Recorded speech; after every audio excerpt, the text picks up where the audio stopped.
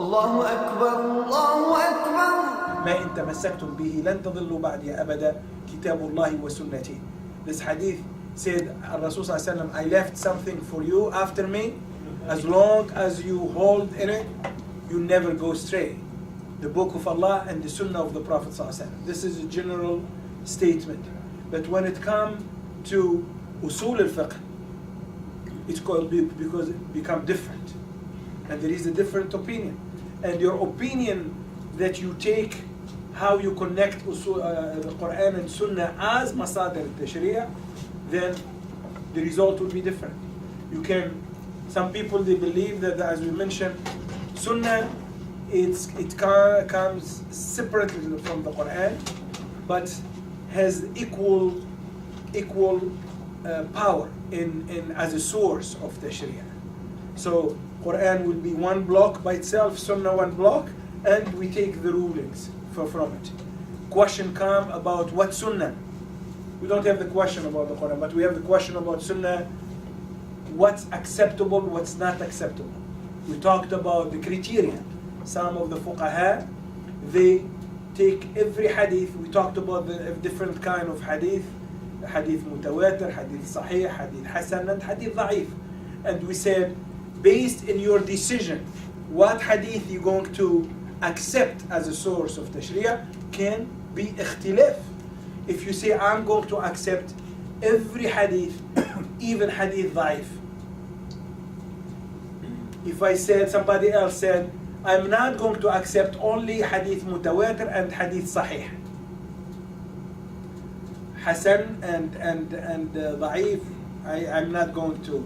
Among the small division of them, somebody select from the hadith and hasan, he say, this kind of hadith I'm not going to use for fiqh and aqidah. You remember what we talk about. Fiqh and aqidah and fiqh are very sensitive. Some scholars of the aqidah, they said you cannot take any hadith to base your aqidah in it. You have to be hadith mutawatir, hadith sahih, or hadith that's supported by the other hadith, as we saw last week. So this is not an easy issue, because you can build a lot of ruling based in the way that you're going to choose to deal with the sunnah. There is a very nice book, Imam Sheikh al-Ghazali, Muhammad al-Ghazali, السنة وحجيتها. يعني the sunnah as a source of tashri'ah, how to deal with it. Bring a lot of discussion and a lot of talk. And so what we have to know, of course, today, that when we talk about sunnah here, we talk about sunnah as a source of tashri'ah.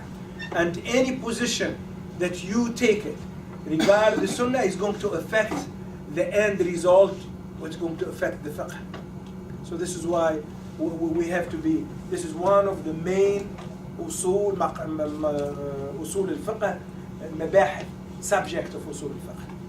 Again, we're talking about Quran and Sunnah, not as a general source of sharia, of deen, but as a source of ahkam, and we talked about this last week.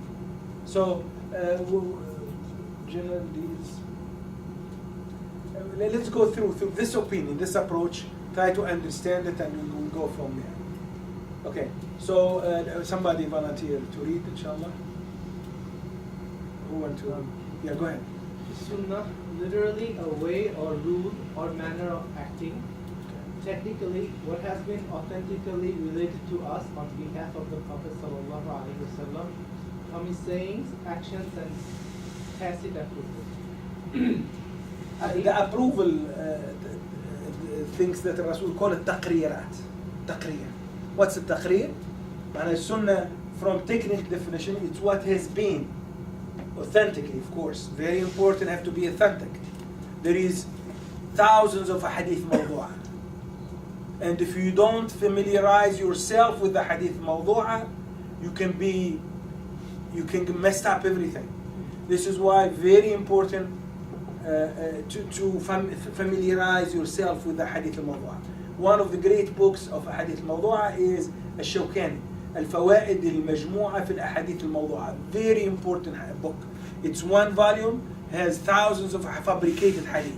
The best way The best way, and this is one of the first book of a hadith that we learn. When you read all the fabricated hadith, you know this is a fabricated hadith by scholars. Shawkani is alim hadith, is muhaddith, is very great, is a reference. So when you read all the hadith, what's going to get in the end, malaka. It's a skill that when you hear the hadith, automatically you know the kind. For the hadith, for example, most of the hadith talking about whoever do this 3,800 times, it's going to happen to this. 85 times, you know, this numbers. Many of a hadith fabricated a hadith who talk about specific product, special, you know, for selling and buying and business. It's clear. Subhanallah, when you read many hadith, especially in Arabic language, English will be a little bit different. You immediately, you know the hadith. At least you say this is hadith sound like some hadith mawdu'a. Let me check the hadith. So this is why the authenticity or hadith sahiha, thabita ala Rasul sallallahu alaihi wasallam. And this is very important to take it. Many people, they use, sometimes scholars, Imam Ghazali, rahimahullah, he used some hadith mawdu'a, many hadith mawdu'a or ضعيفة جدا. Alhamdulillah, mostly he used it in what? In the fada'il al-a'mal, not the book, but fada'il, talking about, encouraging. But many hadith, Al-Ghazali, one of the hadith I used to memorize, they use a lot until I find out that it's good hadith, but it's not hadith. It's good saying, but it's not hadith of Rasul sallallahu alaihi wasallam. الناس نيام فإذا ماتوا استيقظوا. People are sleeping. When they die, they wake up. Sound very good. Is that Ali? He used as a hadith. Al-Ghazali used as a hadith, and even الناس نيام فإذا ماتوا استيقظوا, which has a lot of wisdom in it. But when it becomes hadith, things changed. So we have to be very careful. Many hadith mawdu'a. That always, I think anybody, especially طلاب العلم, people who want to learn like us, we are learning. If we don't make tahseen, protection of ourselves from the hadith al-mawdu'a. Everybody has to have a book of hadith al-mawdu'a in your library to know the different, this is a hadith. So authentic hadith, this is the definition that related to use or behave of Rasul sallallahu alaihi wasallam, or saying, or from his saying, actions, and the approvals. Means we have أقوال وأفعال وتقريرات. أقوال الرسول صلى الله عليه وسلم, he's saying, قال صلى الله عليه وسلم إنما الأعمال بالنيات. أفعال الرسول صلى الله عليه وسلم, كان صلى الله عليه وسلم من الحديث يذكر الله أو يسمي أو يقول بسم الله قبل قراءة الفاتحة. This is actions being described. And the taqrirat, that somebody, Sahaba, they did something in front of Rasul sallallahu alaihi wasallam and he didn't reject it or deny it or tell them no. See, he's mean approve it. He didn't say it, he didn't do it, but he approved the Sahaba who's doing this. The example that he always gave is what do you call it? The animals, the lizard, the desert lizard. The Sahaba, they eat it, they hunt it, get it in the desert, they cook, barbecue it, and when they offer to the Prophet ﷺ, he said, "Nafsi ta'ifuhu, I don't like it, I dislike it." But he didn't say haram. He saw them eating. So what we say, this is taqreer. He approved the Rasul ﷺ. Nobody came and say this is haram. If it's haram, Rasul ﷺ, he said, no, don't eat this, it's haram. But the Rasul ﷺ himself, he didn't do that. And he said, I'm not going to eat it. So this is we call taqreer, very, very important. Yes. The 5 classification of hadiths you just mentioned, like mutawatir all the way to the fabricated hadiths, is there a difference of opinion among the muhaddiths, like which ones are what far categorizing it? And how about between fabricated and da'if? Like, do you know what I'm talking about? Yes. The relationship between each of these. Yeah. First of all, there is this is what there is a big job of the ulama al-hadith, they classified the hadith based in the strength. Strength is hadith sahih, huh? Al-Albani, one of the muhaddithin al-mu'asirin. But we're talking about the old muhaddithin, of course, like Shawkani, like many. These are famous. Al-Albani did a great job in of course, testing the hadith and go through that. But in general, there is, if the scholars, they say this hadith, majority of the scholars, they agree about the hadith al-mawdu'. And if you go to the hadith, many scholars, they say this hadith, we don't know this hadith, or this hadith is fabricated. There is a big difference between fabricated hadith and hadith da'if. Hadith da'if is weak.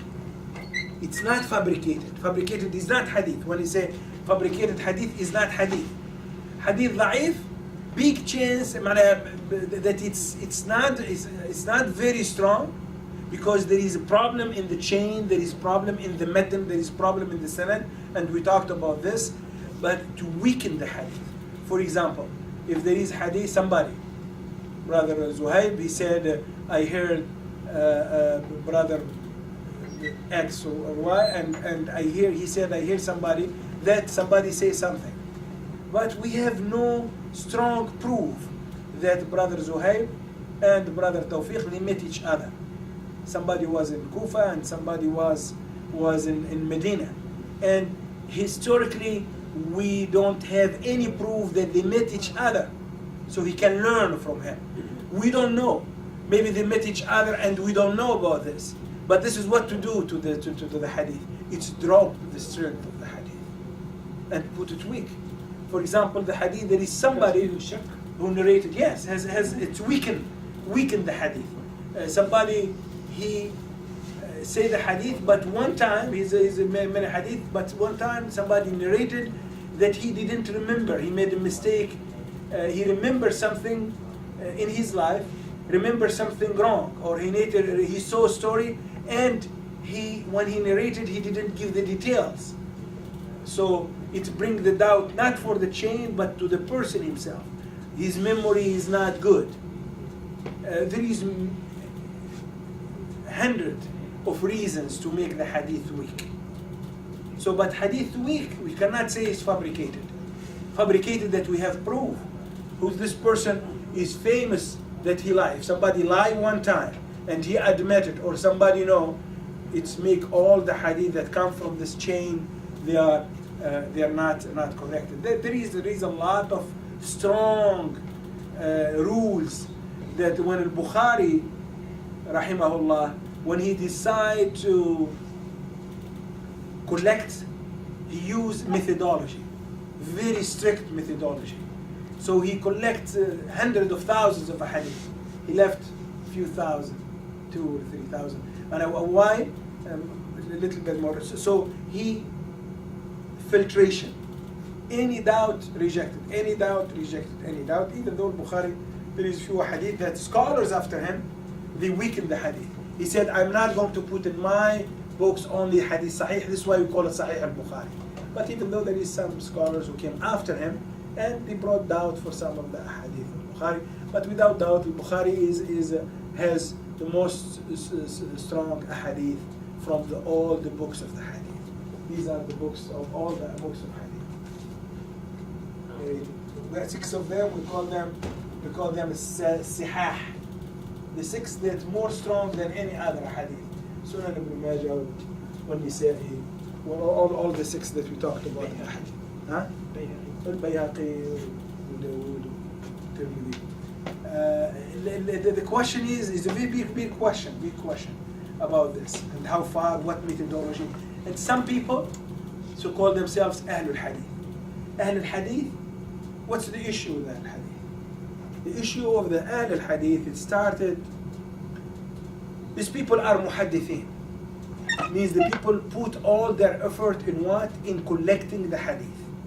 Ahmad ibn Hanbal he has a hadith that neither Shafi'i, neither Imam Malik, neither Abu Hanifa, they know about the hadith. So the issue here, it's not about the hadith itself, it's about what methodology. So these some groups, they said, we're going to accept every hadith that it's not mawdu'. This is fine.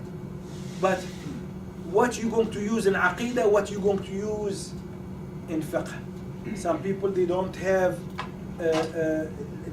barrier or what to use for aqidah. There's many hadith for aqidah, it's not an easy, something you believe in. There's many hadith, we talked about many examples that really, it's a hadith about it, but does this make it strong enough to be shart min shurut sahhat al-aqidah? We have a big discussion on it. So the question that we bring here, which is an usul question, because alim al-usul, they look for what? For the sources that the faqih used to produce the fiqh. And if you read book like the book of Ibn Rushd, معنا بداية المجتهد, comparative fiqh, very important. What's the power of this book? Long time ago. He said why the fuqaha, they have a different opinion about. One of the things is ثبت الحديث لديه أم لم يثبت. Imam Abu Hanifa, sometimes he use hadith, and this hadith, it's not strong enough for other scholars to use it as a reference for a hukum in fiqh. Just to see the issue here. Sometimes Abu Hanifa doesn't know hadith, didn't hear about the specific hadith to use. So he proved that this is the question of the hadith is very important. It's not about accepting or rejecting the sunnah. Some people try to make it as the sunnah. Oh, if you say this is, I'm not going to use this hadith as a source of fiqh, they say you're rejecting the sunnah. And there is people who doesn't accept the sunnah. They just follow the Quran. And this is, of course, there is a hadith about them. This is a very dangerous. But also, لا إفراط ولا تفريط. You don't go to the extreme, and you don't go to the other extreme, rejecting the sunnah or accepting every hadith. And what if we have problem? We have a different ruling, Quran and hadith. What to do? Is understand. The issue. It's not superficial issue and needs more in depth, inshallah. But at least for you understand here from usul perspective.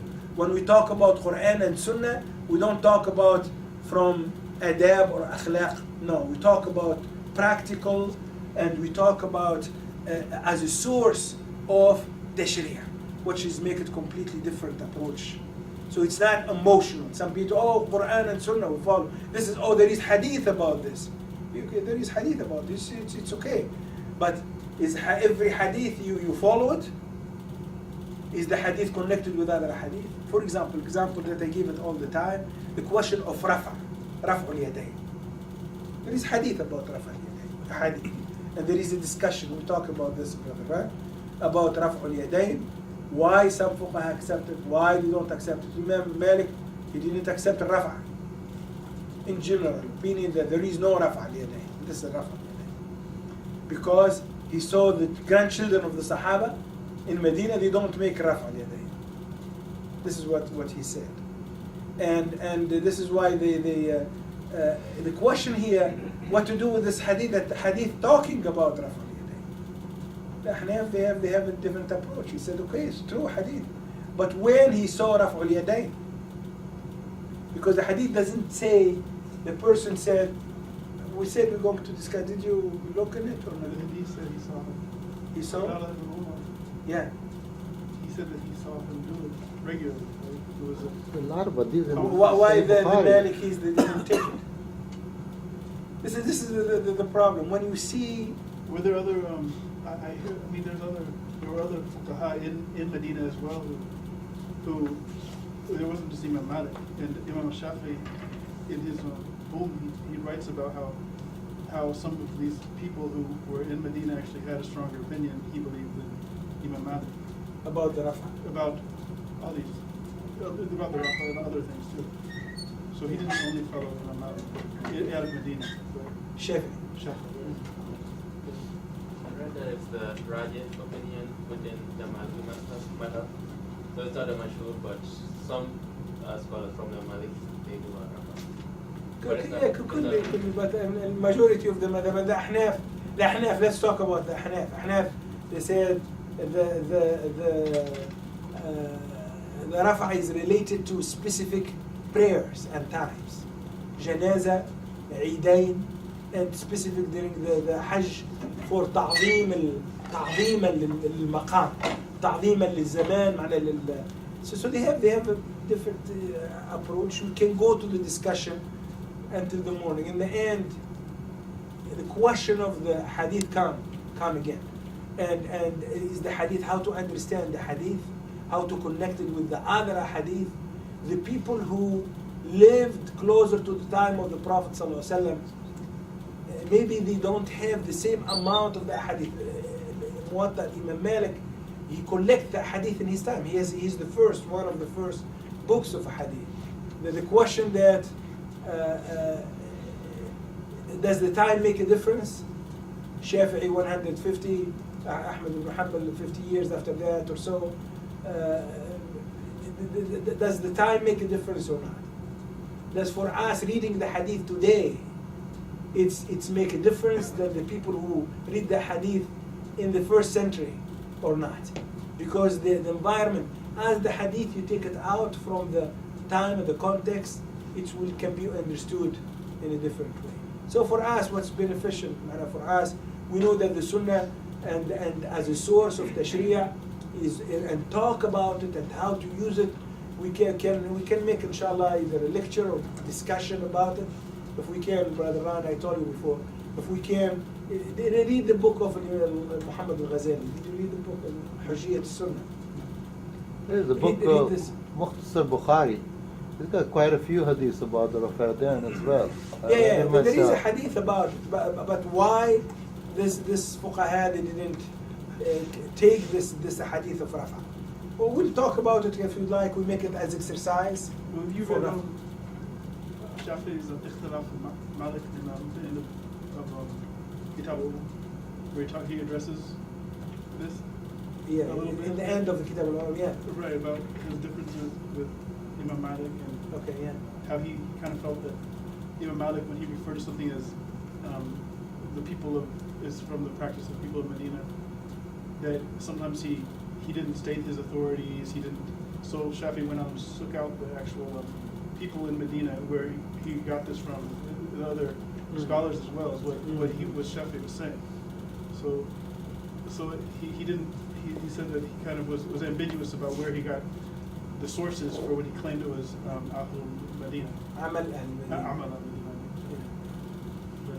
we'll talk about it. There is a big discussion about Sunnah as we don't want to, but it's very important to discuss and read about it. I'm sorry, we didn't finish that. Go ahead. Let's talk about the hadith. So we know what's taqreer. Taqreer is the third thing. Yes. Taqreer in modern Arabic means decision. So there must be a discrepancy between the usage that we're studying and modern Arabic. Taqreer doesn't mean it has approval. أقر الشيء. Yes. وقرر. Two things. أقر means approved. قرر means take a decision. So it's two different verbs. أقر أقره على ما فعل means I approve what he did. And قررت, I decide something. So التقرير here from أقر الشيء. أقره means approve it. So this is why we call it التقرير. إقرار. From الإقرار. أقرار. مصدر إقرار. أقر يقر إقرارا. نعم. فهمت. أقر شيء يعني اعترف به وقبله. غير قر عينه. ها؟ قر دي كان from القر from the cold. أقر عينه معناها brought the cold. القر هو البرودة. أقر يعني بردت عينه لأن الدمعة الفرح, the tears of happiness is the cold and the tear of sadness is hot. So when ليالي القر, the cold nights, this is called قر. قرة عين ولا ينام قرة عين لي. معنى قرة عين means bring the happiness to me, to mine, and bring the joy, the tears of joy to my eye. Okay, so continue. Quick question. So this is why, because this is why there is difference of opinion. This is why they need axioms. This is why they need methodology to understand how the Quran and Sunnah relates to each other and how we can understand them. Yeah, this is one of the reason, of course, and at least this Qawaid al-Fiqhiyyah is going to reduce the difference. Okay, we don't have, but at least we don't contradict the main maqasid or the main rules of the. Okay, continue reading, please. Hadith, Yes. literally, communication, story, conversation. Technically, what was transmitted on the authority of the Prophet ﷺ, his deeds, saying, and tacit approvals, or description of his sifat, features. Both cover the same ground: practice, saying, and tacit approvals. Taqreer. Continue. Quran generally deals with the broad principles of essentials of religion. The details are supplied by the Prophet ﷺ through hadith. This is a general opinion about the relation between Quran and the Hadith. The Hadith provide the details, and the Quran talk about general rules. Sometimes, as we said, the opposite. The Hadith, the Quran specified. The Sunnah will Quran be specific, and the Sunnah general, as we talked about it last time. Let's go to the next one. Ijma'. Go ahead. Anybody want to read the Ijma'? Go. As a source of the Qawaid al-Fiqhiyyah. Anybody? Go ahead. Raise your voice. Ijma', consensus of opinion among the jurists on certain issues and rulings. Literally, ijma' is the verbal noun of the Arabic word ajma', which has two meanings. One is to determine, two is to agree upon something. Technically, it is the consensus of mujtahids, jurists from the ummah of Muhammad sallallahu alaihi wasallam after his death in a determined period upon a rule of Islamic law. Next, consensus of opinion among the jurists of a particular period on a question of law. Ijma may be based on Quran, Hadith, or analogy. It's okay. So it's the consensus of the opinion of the mujtahideen in certain time about one subject. So if they agree, all of them, without exception, this is, we call it ijma', and this is as powerful as the Quran and Sunnah as a source of ahkam, and source of, also in this case, of Qawaid al-Fiqhiyyah. So this is, we call it ijma', yes. Consensus what, 51%? No. 100%. It's not the majority. This is ijma', means there is no one, لم يشد عليهم واحد. يعني all of them they agree, but all of them they are scholars. They are not, the opinion of the people. When the scholars, authentic scholars of certain era, and there is not many ijma' in the history, by the way. And this is source of it. There is hadith of Rasulullah said, لا تجمع أمتي على خطأ. Ummah, my ummah, they cannot come together in one issue, all of them without exception, and it was wrong. Cannot be. لا تجمع أمتي على خطأ. But they say the ijma' after the time of the Khulafa, you cannot talk about ijma'. After the time of Abu Bakr and Umar ibn Khattab, there is no ijma'. Some opinion of the scholar. Ijma', it's not an easy thing to get. But this is, we took it as also source of the tashri'. أجمعت الأمة, the context we say أجمعت الأمة على. Yeah. Because it's limited to a period, if scholars after that period come, can they break previous ijma or not? Normally, no. If this happen, they cannot come, and because it's ijma'. But like I told you, there is almost no ijma'. If you can make ijma' right now on anything, we follow it. There is no doubt about it. Almost there is no ijma' after the time of the first and second Khalif. So the ijma' says Ijma'. Ijma'. So literally it says to determine. The root is jama'. Root, yeah, jama'a. So convert, right? So everybody falls to the same place. They agree about it. So أجمع واجتمع, 2 verbs. أجمع when I collect things together. أجمعت. جمعهم, جمع, the verb. And معنى أجمع and اجتمع. اجتمع means when we gather. But أجمع means all of us we agree about it. We say أجمعت الأمة على كذا وكذا. The ummah, they agree among all of us. Means 100%. So this is another word. Now wada'a. Yeah. So what is wada'a? Somebody put it, fabricated, means put it, it's not there. Wada'a means to put. So when this is the hadith, I came, I made my hadith, and I put it among the hadith. Oh no, wada'a, this is wada'a, not wada'a. The del and the dad, two different. Wada'a means said, wada'a. Wada'a معناه إلى اللقاء, wada'a. Wada'a means we are traveling, we say wada'a. So may Allah be with you. We left us, we left you, we go. So Huh? what is the word in the Quran about mawdu'?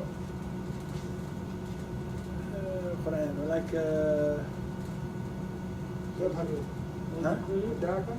لا لا وضع هي وضعتها قالوا وضعت أوزرك مثلا وضع عنك وزرك رفع فهمتي رفع عنك وزرك ووضع وضعنا عنك وضعنا عنك وزرك وضعتها أنثى many وضع مريم yeah. Okay, let's continue. Last one. قياس. Okay, read the قياس. Qiyas, analogical deduction. Literal, measuring or estimating on things in terms of another. Technical, the extension of Sharia ruling from an original case, asl, as a new case, fara. Because the new case has the same effective cause, illa, as the original case. This is very important. So al-qiyas, you have to have 2 cases. Asl, one that happened before, either in Quran and Sunnah or Ijma. And you have a new case, fara. And there is one connection between the asl and the fara is the illa. يشتركان في العلة. الاشتراك في العلة هو يؤدي إلى الاشتراك في الحكم. So, if we have 2 issues in front of us, one we already know the hukum because of the dalil, Quran and Sunnah or Ijma. And we have another case, we don't know the hukum. But case number 1, case number 2, they have one connection, we call it al-illa. Al-illa is the cause of the hukum. For example,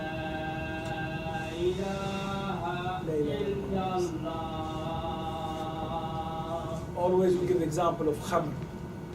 Khamr, haram. We have dalil for that. But what's ما هي علة التحريم? What's the reason? Al-iskar, make somebody drunk, losing your sukr. Or al-iskar. معنى al-iskar أن الخمر يسكر المسكر. So, and Allah said this in the Quran. لا تقربوا الصلاة وأنتم سكارى وأنتم سكارى حتى تعلموا. Until you know what you are saying. So the reason that you don't drink because you don't drink alcohol make you don't know what you are saying. So we call it this condition, we call it iskar, or that make you the drink make you drunk. We get another drink that it's not alcohol or anything, it's not drink, completely different. But they have the same effect on the mind of the person. You get mad. Drug, huh? When you get mad or something,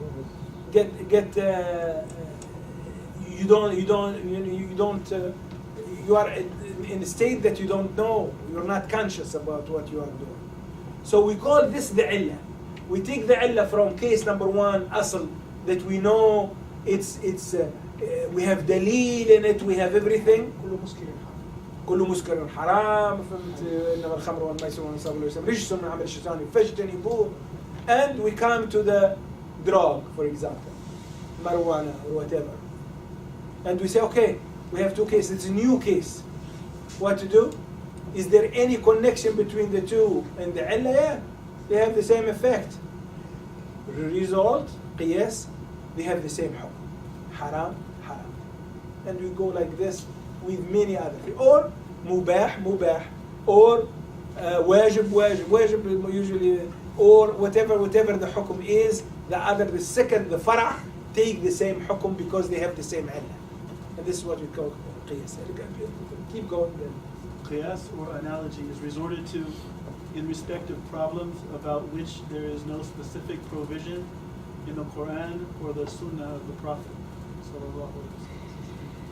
Analogical deduction of new issues on existing evidence from the Quran and Sunnah. Process by which a rule of law is deduced from original text in views of common effective cause. Illa. So this is the summary of the qiyas. And qiyas is very important. You have to see the illah.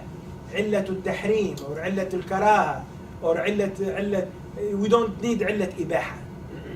Why we don't need illah for mubah? What's mubah? Permissible. Do you need illah for mubah? Al-aslu fil ashya' al-ibaha. Everything is halal. You cannot say proof for halal. You don't. Do you have any proof that this is acceptable and this is halal? There is people that think this way. They say, give me proof that this is halal. There is no illah for mubah. We don't make something mubah because it has illah. But for the makruh and for the haram, we need illah to tahrim. Wa illah to karaha. Yes. So that principle is in Qawaid that except for rights, except for ibadah, whatever else is there, until it's proven haram, it's halal. This is exactly the rules. It's Qawaid. This is exactly the rules. Anybody tell you everything is halal until you have a reason to make it halal. And the ayat of the Quran and Allah subhanahu wa ta'ala talk. ربي قال وأحل لكم الطيبات. Normally everything is halal, only it's proof that it's khabith. Prove that it's not good for you. Prove that there is illatul tahrim or illatul karaha. So and then this is very qiyas. Some people they say there is no qiyas. Everything it's go back to this hadith or to this ayah. This is big discussion about the qiyas. And between is there qiyas or not qiyas. This is one of the issues that the usul al-fiqh. We're not talking about usul al-fiqh. We're getting idea about what the usuliyin or the people who produce usul al-fiqh talk about. They talk about this qiyas, they talk about ijma', talk about sunnah, talk about Quran, and talk about the source, talk about the methodology, talk about all of this. Qawaid Fiqhiyyah, they came here as one of this product, that it's the end of the work of this usuliyin, produce rules, general rules that everybody will follow. After they study all of this, and this is the qawaid that inshallah we're going to start talking about them. I would like to maqasid al-sharia is one of the things we study. Maqasid al-sharia, the 5 maqasid. We'd like to go, we can go faster from it. Of the objective of sharia. We keep it inshallah for the next week. Next week we'll talk about maqasid al-sharia as a part of this order that we are talking about. So far we talked about sharia in general, in related with what? With the fiqh. And we saw that the fiqh is part of the sharia. And we talk about the fiqh as the rulings, the practical rulings produced by the so-called the fuqaha, the practice related to sharia, to ibadah. And we say the fiqh is mu'amalat and fiqh ibadat, and we talked about this. And we saw the connection between usul al-fiqh and fiqh. And we say that the usul al-fiqh is one step higher than the fiqh itself. Usul al-fiqh doesn't talk about the product, the halal, haram, makruh, mubah, how to do things. but talk about the principles, talk about the sources, talk about, it's the ilm that come one step before the fiqh. So every faqih use the product of the usuliyin. You cannot produce a correct fiqh if you don't benefit from the produce of the fuqaha, including what? Al-Qawaid al-Fiqhiyyah. So this is the connection. So usul al-fiqh that we talk about today, it's part of what not the faqih, but the usuli. Usuli is faqih plus. Every usuli is faqih, but not every faqih is usuli. Usuliyin is the more work, and they are in the higher level of knowledge than the fuqaha. So the faqih can benefit from what the usuli, and sometimes the Imam Shafi'i and many other, they are faqih and usuli in the same time. So we talked about this connection between usul fiqh and the fiqh. Why is very important? Because we have many fuqaha, they produce ahkam, but they don't follow the solid usul al-fiqh like al-qawaid al-fiqhiyyah, like masadih. They don't have a clear vision about the source of the ahkam. They have either wrong idea about the sunnah or how to use the sunnah as source of tashri'ah. They don't have a clear about the alaqa, the relation between the sunnah and the Quran, the concept of the ijma', the concept of the qiyas. They don't understand it. You cannot be faqih if you don't know what qiyas means. You cannot be faqih if you are aware about all the ijma' that happened in the history. By the way, there is books put you all the مسائل التي تم الإجماع فيها. Some people even very small number. And also, so maqasid al-sharia that it come in higher place than even the usul al-fiqh. Maqasid al-sharia, this is a very important, inshallah next week we'll talk about it quickly. And in one session, we spent 10 weeks in maqasid al-sharia last year. So, inshallah we'll talk about maqasid al-sharia, that it's include all the sharia. And then come the usul al-fiqh wal qawaid al-fiqhiyyah and the fiqh. This is the order. مقاصد الشريعة، قواعد الفقهية، أحكام الفقهية. قواعد فقهية is from أصول الفقه. The order is مقاصد الشريعة، قواعد فقهية، أحكام فقهية. أصول الفقه it's come so مقاصد الشريعة أصول الفقه والقواعد الفقهية of it, and then the fiqh and the أحكام الفقهية. أحكام الفقهية that we talk about. سبحانك اللهم وبحمدك. If you have any question, of course. سبحانك اللهم وبحمدك. أشهد أن لا إله إلا أنت أستغفرك وأتوب إليك. الله أكبر الله أكبر